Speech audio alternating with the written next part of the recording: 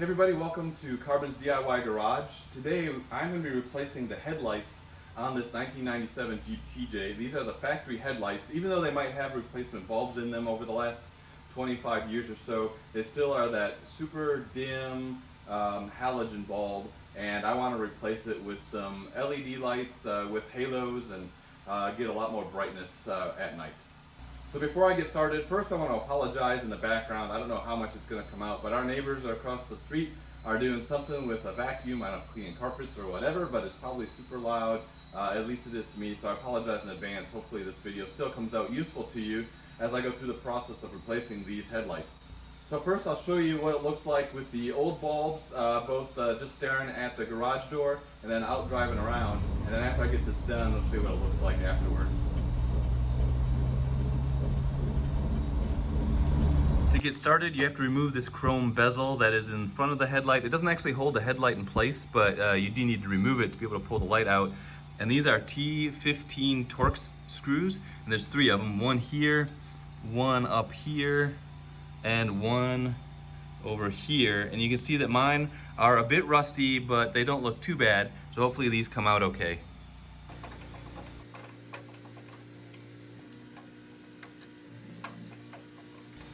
Once you get the screws out, you just need to pull this out, and it's pressed in there pretty good. So this one actually came out pretty easily, but sometimes you might have to pull it on it a little bit, and it does fit in there really nice and snug.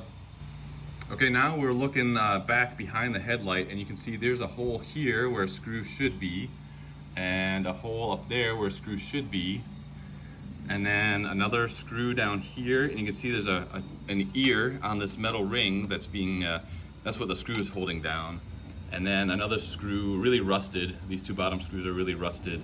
So there should be 4 screws holding this metal ring in place. I don't have the ones on top because the ears off of this metal ring are broken, and so that lets the headlight wiggle around on this side.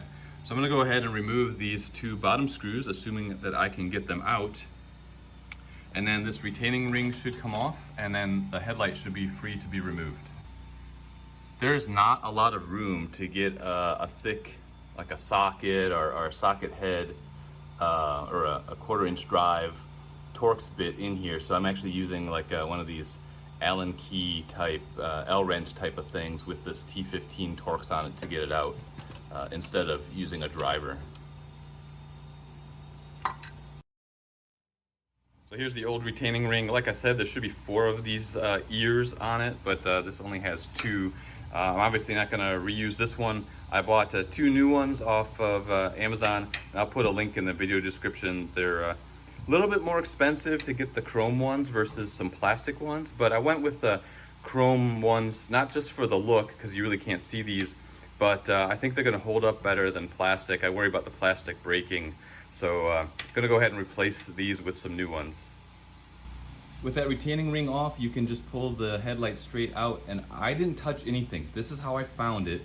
Previous owner, I guess, but this should be fully plugged in, and it's clearly not. I'm surprised there hasn't been any electrical issues with this setup, but it obviously comes apart pretty easily, but you need to go ahead and just pull this apart and then set your old headlight aside. So there's some stops here on these prongs, so maybe that's as far in as it's supposed to go, and it was set up the way it should be. But either way, we're getting rid of this. I'm gonna go put in some nice LED headlights. And what I'm gonna do is take some PB Blaster and spray it on the front and on the back of the threads for all 3 of these, just to make sure that they will move seamlessly, not be rusted up, because I don't know the last time these were actually aimed, so that when it comes time to aim these when I'm all done, that all works well also.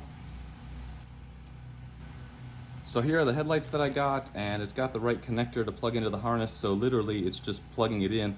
And I noticed the prongs on this plug are a lot shorter than on the other bulbs, so this plugs in and it goes all the way in. So that's pretty straightforward. And then it's also got these green and red wires that we'll get to in just a couple of seconds. And this is what we're going to use to run the halo and connect to the turn signal as well. Now that it's plugged in, we'll go ahead and insert it in the Jeep, and it's really hard, if not impossible, to get this upside down or sideways. First, the big lens goes at the bottom. The writing on the lens here goes at the top. there are two protrusions or tabs on the outside of the headlight on this side, and there's only one on this side. So all those things have to line up to go into the Jeep properly, and then you just set it in there, and then it just it fits and it can't twist, and you're good to go to put that new retaining ring on. Now, of course, before I go install hardware, I want to see if it actually works. So I'm going to go turn the headlights on and then turn the bright lights on. And for the headlights, when they come on, you should see 3 spots, 1, 2, 3. And then when I turn the high beams on, you should see this one also come on. And of course, hopefully it's a lot brighter and bright white LED on this side and a halogen bulb over there. All right, and I don't know how well it shows up on the video. Clearly there's a difference. Clearly the new one is working, and I really like it so far, but we need to get the whole thing put back together. All right, I have got both headlights installed now, the bezels and retaining rings in. On the bezels, I did reuse the T15, the Torx screws that came with the Jeep, but I replaced the 4 screws on the inside with stainless steel number 8 by 5/8 inch Pan Phillips sheet metal screws. And that worked just fine. Use the same holes, not a problem. But the stainless steel ones, they won't rust, so that makes me feel better. Did that on both sides.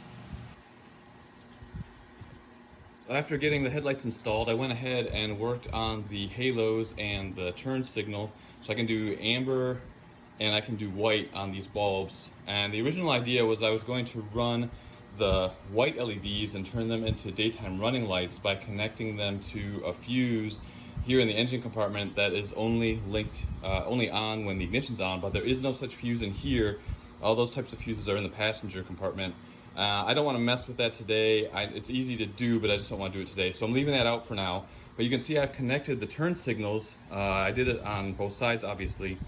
And these LED, these new headlights, comes with a green wire and a red wire. The green wire I've got connected to the turn signal, and that is the power line that is running up to the side marker, which for me, since I changed out the fenders, it just sits here by itself as a bulb.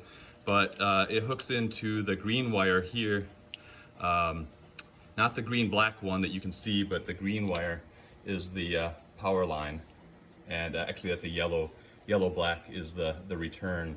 And so if you just hook a wire to what is the green wire on the headlights to the actually the green wire here on the turn signals, you can get those amber LED halos to come on when the turn signals are on. I did that on both sides. It just this white wire runs up through the body right up here, and like I said, connects into the headlight.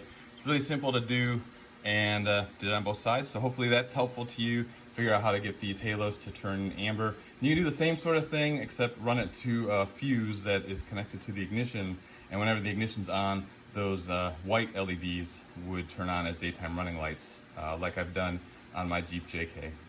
So I realized that wasn't a complete step-by-step, minute-by-minute walkthrough of replacing these headlights and then also hooking up the electrical for the turn signals, but it really is pretty straightforward. Hopefully this video is helpful to give you the general idea of what needs to happen.